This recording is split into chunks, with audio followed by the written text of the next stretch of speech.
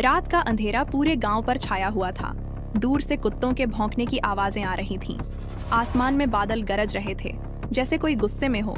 गांव के बाहर एक टूटा हुआ कच्चा रास्ता, जिस पर सूखी पत्तियां उड़ रही थीं। रास्ते के किनारे एक पुराना सुनसान घर खड़ा था। खिड़कियों से टिमटिमाती पीली रोशनी झलक रही थी। पास जाते ही ठंडी हवा का तेज झोंका चेहरा चीरता हुआ निकल गया। दरवाजा आधा खुला हुआ और अंदर से धीमे धीमे फुसफुसाहट सुनाई दे रही थी। एक बुजुर्ग औरत लकड़ी के चौकी पर बैठी थी। चेहरे पर गहरी झुर्रियाओं और आंखों में अजीब चमक। उसके सामने जलती हुई मोमबत्ती, जिसकी लौ बार बार कांप रही थी। औरत के हाथ में एक पुरानी लाल चुनरी थी, जिस पर काले धागे से कुछ लिखा हुआ था। अचानक कमरे की दीवारों से खून टपकने लगा। औरत धीरे से मुस्कुराई और बुदबुदाई, शुरू हो गया। शाप अब जाग चुका है। बाहर पेड़ की टहनी पर एक कौवा आकर बैठा और जोर से कांव कांव करने लगा।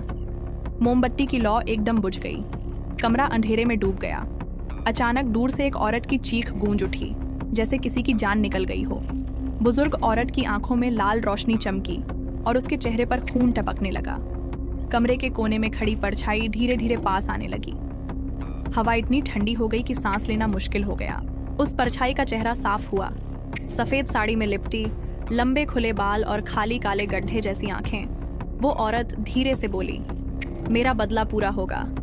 बाहर गरजते बादल और तेज हो गए, जैसे आसमान भी इस बदले का गवाह हो। गांव के बीचों बीच अचानक मंदिर की घंटी अपने आप बजने लगी।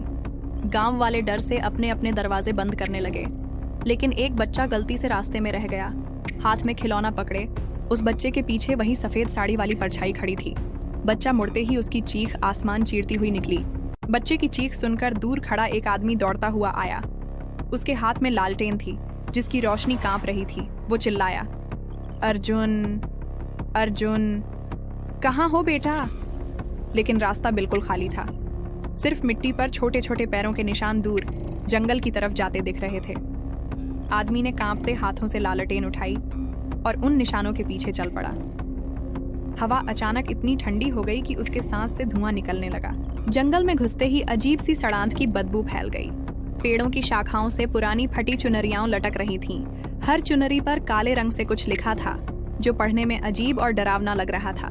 दूर कहीं से वही औरत की फुसफुसाहट सुनाई दी, शाप कभी खत्म नहीं होगा। आदमी के पैरों के नीचे अचानक कोई हड्डी चरमराई। वो झुक कर देखता है तो जमीन पर बच्चों के टूटे फूटे खिलौने और छोटे छोटे चप्पल बिखरे पड़े थे। लालटेन की लौ एकदम से बुझ गई। अंधेरा छा गया।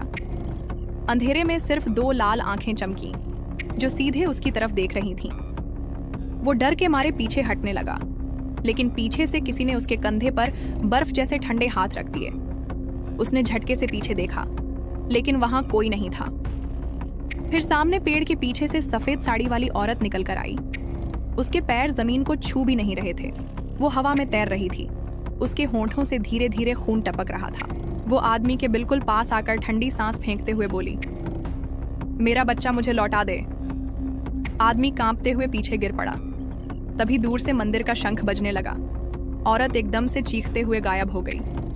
आदमी ने मौका पाकर जंगल से भागना शुरू किया, लेकिन पीछे से पायल की आवाज उसका पीछा कर रही थी। जैसे जैसे वो भाग रहा था, पायल की आवाज और तेज होती जा रही थी। अचानक उसके सामने वही पुराना घर आ गया, जिसमें लाल चुनरी वाली बुजुर्ग औरत बैठी थी। वो उसकी तरफ देखकर मुस्कुराई और बोली, अब तुम यहाँ से नहीं जा पाओगे। बुजुर्ग औरत की मुस्कान अचानक और चौड़ी हो गई। उसके पीले दांतों के बीच से काला धुआं निकलने लगा। घर के अंदर घुप अंधेरा था। सिर्फ दीवार पर एक लाल रंग का हाथ का निशान दिख रहा था। आदमी डरते डरते अंदर गया तो फर्श पर पुराने खून के धब्बे जमे थे। छत से उल्टा लटकता हुआ एक पुतला धीरे धीरे हिल रहा था। उस पुतले की आंखें असली इंसानी आंखों जैसी चमक रही थीं। बुजुर्ग औरत ने कहा, यह पुतला खाली नहीं है, इसमें उसकी रूह बसी है। अचानक पुतले के मुंह से बच्चे की रोने की आवाज आने लगी। आदमी ने दरवाजे की तरफ भागना चाहा, लेकिन दरवाजा अपने आप बंद हो गया। खिड़की से बाहर झांका तो देखा कि पूरा गांव काली धुंध में डूब चुका था। पेड़ों के बीच से दर्जनों सफेद साड़ी वाली परछाइयां निकल रही थीं। सबकी आंखें लाल और चेहरों पर गहरी दरारें। घर के कोनों से फुसफुसाहट गूंज रही थी।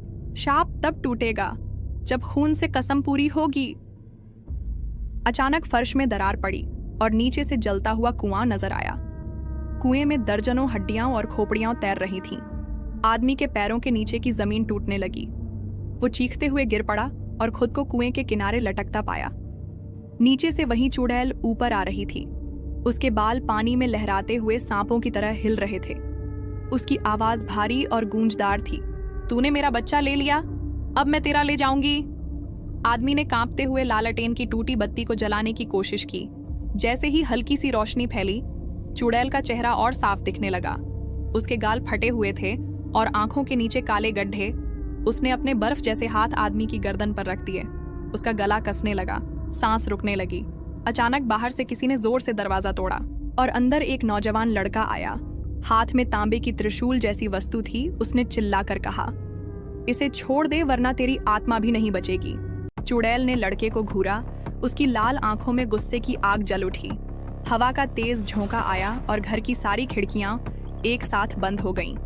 लड़के ने तांबे का त्रिशूल उठाकर मंत्र पढ़ना शुरू किया। उसकी आवाज भारी, तेज और डराने वाली हो गई। चुड़ैल की चीख ने दीवारों में दरार डाल दी। फर्श से काले सांप निकलने लगे और लड़के के पैरों से लिपट गए। लड़के ने त्रिशूल जमीन में गाड़ दिया तो सांप राख में बदल गए। आदमी जमीन पर गिरा हुआ सांस लेने की कोशिश कर रहा था। लड़के ने उसकी तरफ देखा और कहा, ये तेरी आखिरी रात हो सकती थी। आदमी ने कांपते हुए पूछा, तुम कौन हो? लड़के ने धीमे से कहा, मैं उसी का बेटा हूं जिसे इसने मार दिया था।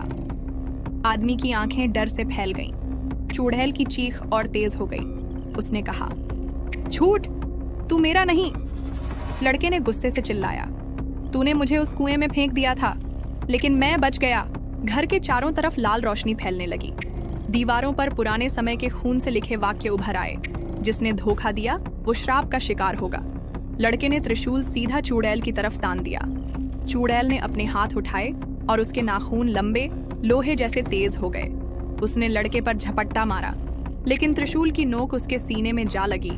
वो चीखते हुए पीछे हट गई और उसके चेहरे की त्वचा छिलने लगी। उसकी असली शक्ल अब दिखाई दे रही थी। आधा जला चेहरा, खोखली आंखें और टूटा जबड़ा। अचानक घर के फर्श में एक भयंकर गड्ढा खुला। काले धुएं के बीच से दर्जनों हाथ बाहर निकले, जैसे उसे खींचने आए हों। लड़के ने जोर से त्रिशूल घुमाया और गड्ढे से लाल आग का विस्फोट हुआ। चुड़ैल ने अंतिम चीख मारी और काले धुएं के साथ गायब हो गई। सन्नाटा छा गया, लेकिन घर में अब भी ठंडी हवा बह रही थी। लड़के ने धीरे से कहा, ये खत्म नहीं हुई, ये वापस आएगी। लड़का और आदमी घर से बाहर निकल आए। बारिश अब भी जोरों से हो रही थी। रेलवे ट्रैक के पास खड़ा पुराना पेड़ हवा में डरावनी आवाजें कर रहा था। आदमी ने कांपते हुए पूछा, क्या अब सब खत्म हो गया? लड़के ने धीमे से सिर हिलाया, नहीं। दूर से ट्रेन की सीटी की आवाज आई, लेकिन ट्रैक पर कोई ट्रेन नहीं थी। आसमान में अचानक बिजली कड़कने लगी। बिजली की चमक में उसी चुड़ैल की परछाई पेड़ की शाखा पर दिखी। उसकी लाल आंखें अंधेरे में चमक रही थीं। लड़के ने त्रिशूल कसकर पकड़ा। चुड़ैल ने ठंडी हंसी हंसते हुए कहा, तुम मुझे रोक नहीं सकते, मैं हर जगह हूं। पेड़ की जड़ से खून बहने लगा, जो धीरे धीरे रेलवे ट्रैक की तरफ बह गया। ट्रैक पर खून फैलते ही लोहे की आवाज गूंजने लगी। एक पुरानी भाप वाली ट्रेन, बिना इंजन ड्राइवर के, तेज रफ्तार से आती दिखी। ट्रेन की खिड़कियों में सिर्फ खोपड़ियां नजर आ रही थीं। आदमी ने डरकर पीछे कदम खींचे, लेकिन पैरों के नीचे की जमीन दलदल में बदलने लगी। लड़के ने उसका हाथ पकड़कर खींचा। दोनों किसी तरह बच निकले। ट्रेन उनकी आंखों के सामने चीखते हुए गुजरी और अंधेरे में गायब हो गई। चारों तरफ बस धुंध और सन्नाटा रह गया। लड़के ने आसमान की तरफ देखा। ये श्राप अभी जिंदा है। अचानक उसके पीछे से किसी ने उसका नाम फुसफुसाया। लड़का मुड़ा, लेकिन वहां कोई नहीं था। एक ठंडी हवा उसके कान के पास से गुजरी और वही आवाज दोहराई, जल्द मिलेंगे। स्क्रीन काली हो जाती है और दूर से ट्रेन की सीटी की आवाज गूंजती है।